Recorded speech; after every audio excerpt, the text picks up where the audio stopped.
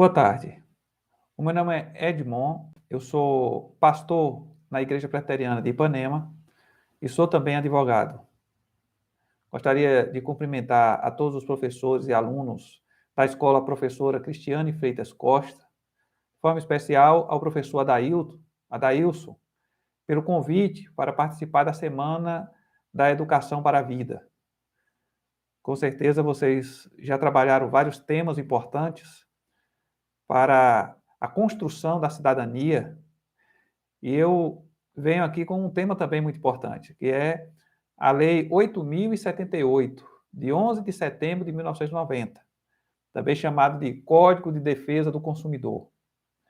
O assunto que nós nos propomos a conversar nesse dia são os tipos de vícios dos produtos, como resolver os problemas relacionados aos vícios e os prazos para reclamação dos vícios.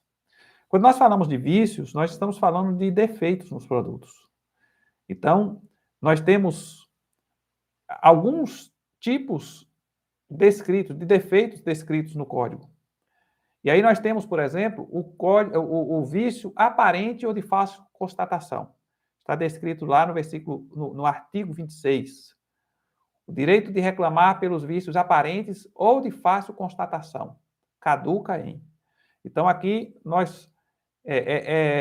o código menciona os vícios aparentes ou de fácil constatação. É importante nós observarmos sobre esses tipos de vícios que ele depende da complexidade do produto. Às vezes, você compra um produto que não tem como você perceber o vício, o defeito no produto. E não somente da complexidade do produto, mas também do nível de conhecimento técnico do consumidor. Então, para um consumidor, aquele produto específico é fácil descobrir por causa do conhecimento técnico que ele possui. Então, ele vai ter facilidade para descobrir o defeito. Para o outro consumidor, não vai ser tão fácil assim por conta da falta de conhecimento técnico. Então, o vício aparente ou de fácil constatação depende dessa capacidade do consumidor. Quando o consumidor não tem a capacidade técnica para perceber o vício, o defeito, esse vício é chamado de vício oculto. Por que é vício oculto? Porque o consumidor não tem percepção a respeito dele. Está descrito lá no parágrafo 3º.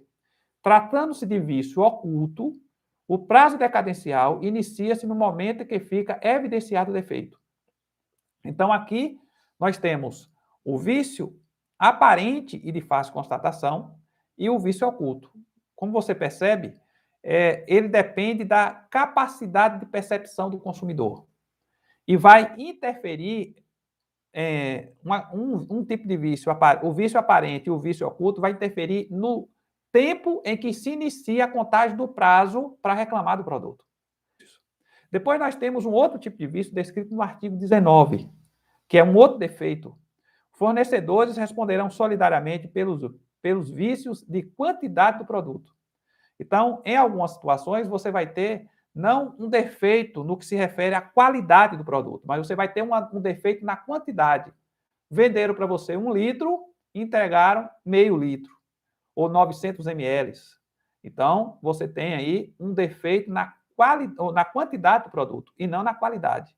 Então, são esses 3 tipos de vícios que nós temos relacionados aos produtos. Nós temos também vícios relacionados aos serviços no Código do Consumidor, mas nós vamos trabalhar somente os vícios relacionados aos produtos. Então, vício aparente ou de fácil constatação, que a capacidade técnica do consumidor dá a ele a percepção do vício com facilidade. Vício oculto, quando o consumidor não consegue discernir o defeito, e esse defeito se manifesta depois. Depois nós temos também o vício de quantidade, que é quando você compra uma quantidade de produto e recebe outra. Como resolver os problemas dos vícios? Artigo 18 nos diz assim: os fornecedores de produtos de consumo duráveis ou não duráveis respondem solidariamente pelos vícios de qualidade ou quantidade que os tornem impróprios ou inadequados ao consumo, a que se destinam, ou lhes diminua o valor, assim como por aqueles decorrentes da disparidade com a indicações constantes do recipiente da embalagem, rotulagem ou mensagem publicitária, respeitadas as variações decorrentes de sua natureza, podendo o consumidor exigir a substituição das partes viciadas. Parágrafo 3º. Não sendo o vício sanado no prazo máximo de 30 dias, pode o consumidor exigir alternativamente a sua escolha. Então, as opções que nós vamos citar agora são escolha do consumidor. São escolhas do consumidor. Significa o quê? Significa que o consumidor pode escolher qualquer uma dessas opções e não é o vendedor que escolhe as opções, é o consumidor. Ele escolhe qualquer uma, não precisa escolher na sequência, ele pode escolher a última, diretamente. Então, o que é que ele faz? Ele vai botar o produto para consertar, 30 dias se passaram, não consertaram o produto. Aí, então, ele escolhe uma dessas opções. Primeira opção, a substituição do produto por outro da mesma espécie em perfeitas condições de uso. Então, ele escolhe uma marca diferente, mas o produto da mesma espécie. Caso o produto seja mais barato, o que ele escolheu, então o dinheiro é restituído, a quantidade da diferença. Depois, nós temos a segunda opção, a restituição imediata da quantia paga, monetariamente atualizada, sem prejuízo de eventuais perdas e danos. Aqui, então, nós temos o consumidor exigindo a devolução do dinheiro. Pode ser feito isso também. Depois, por último, o abatimento proporcional do preço. Aqui no caso de quantidade, você tem um abatimento proporcional no preço. É uma das opções do artigo 19, que vai tratar o tema relacionado à quantidade do produto. Artigo 19 nos fala o seguinte: os fornecedores responderão solidariamente pelos vícios e quantidade do produto, sempre que respeitadas as variações decorrentes de sua natureza, seu conteúdo líquido for inferior às indicações constantes do recipiente, da embalagem, rotulagem ou de mensagem publicitária, podendo o consumidor exigir alternativamente a sua escolha. E aqui, novamente, nós chamamos a atenção. É o consumidor que escolhe a forma como vai ser resolvido, não é o vendedor. E aí, o que é que o consumidor pode escolher? O abatimento proporcional do preço. Essa é a primeira opção estabelecida aqui no código. O abatimento proporcional do preço. Então, você comprou um produto, veio só metade, então você paga só metade. O vendedor vai devolver para você metade do valor do produto. A outra opção é complementação do peso ou medida. Então, a pessoa vai e complementa aquilo que ficou faltando na quantidade do produto. E você leva para casa a quantidade certa do seu produto. Terceira opção, a substituição do produto por outro da mesma espécie, marca ou modelo, sem os aludidos vícios. E aí, então, você tem um produto que é da mesma espécie, mas pode não ser da mesma marca. Então, você tem aí a diferença de preço, você recebe a diferença e acerta lá com o vendedor. E pode, então, ter essa escolha também. E a quarta, a restituição imediata da quantia paga, monetariamente atualizada, sem prejuízo de eventuais perdas e danos. Aqui você observa que há um pouco de repetição em relação ao artigo 18 do Código. Mas o objetivo aqui é que o consumidor tenha essas opções. E ele escolhe livremente qual dessas opções ele quer que seja aplicada ao caso dele. Isso precisa estar bem claro em nossas mentes. Pois bem, entendido então os três tipos de vícios, de defeitos nos produtos, que é fácil,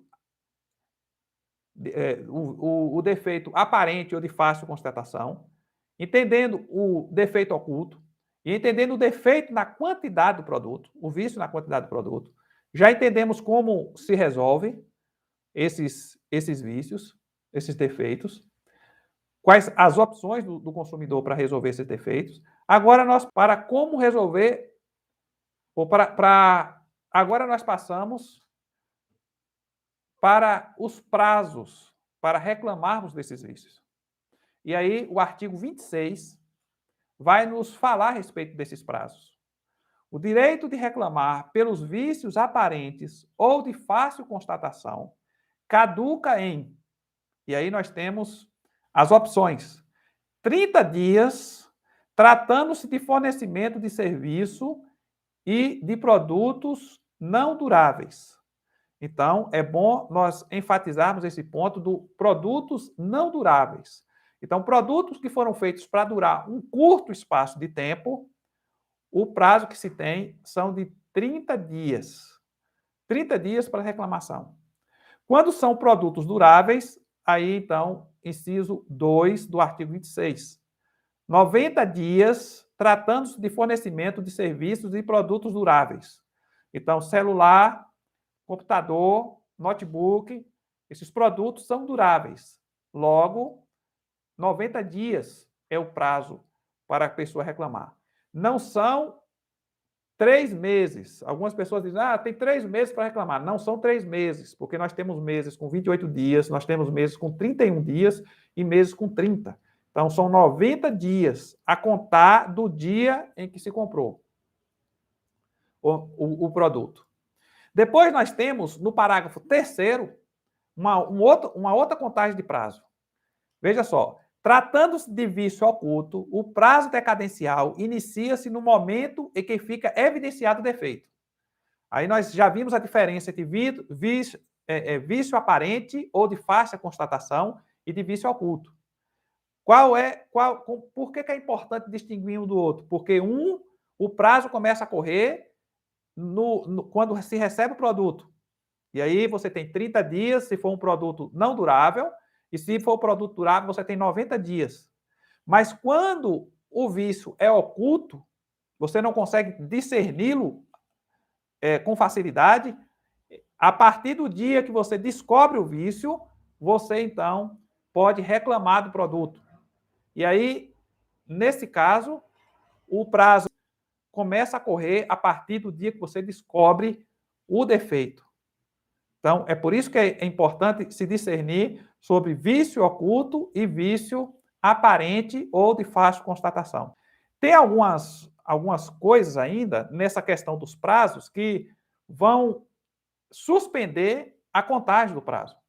Por exemplo, você descobre o vício, aí depois você vai lá e faz uma reclamação. No dia que você fez uma reclamação, o prazo fica suspenso até você receber a resposta novamente. Está aí no parágrafo 2º do artigo 26 do Código. Diz assim: obstam a decadência, a reclamação comprovadamente formulada pelo consumidor perante o fornecedor de produtos e serviços até a resposta negativa correspondente, que deve ser transmitida de forma inequívoca. Então, você manda um e-mail e manda alguma coisa para que você possa constatar depois, comprovar depois, que você fez a reclamação. Quando isso acontece, o prazo é suspenso e só começa a correr de novo depois que você recebe a resposta. E a resposta tem que ser inequívoca, quer dizer, tem que ser uma resposta clara, que vai aceitar o seu argumento, que não vai aceitar o seu argumento. E aí, então, o prazo começa a correr. E você pode, então, entrar com ação judicial caso não seja atendido pelo fornecedor ou o fabricante. E assim nós concluímos o nosso momento de meditação nesse texto da lei. Meu desejo é que você possa ter entendido os vícios do produto, os tipos de vícios do produto, como resolver, e aí o código é bastante claro a respeito disso, e os prazos para a reclamação dos defeitos. Que você aprenda a defender seus direitos.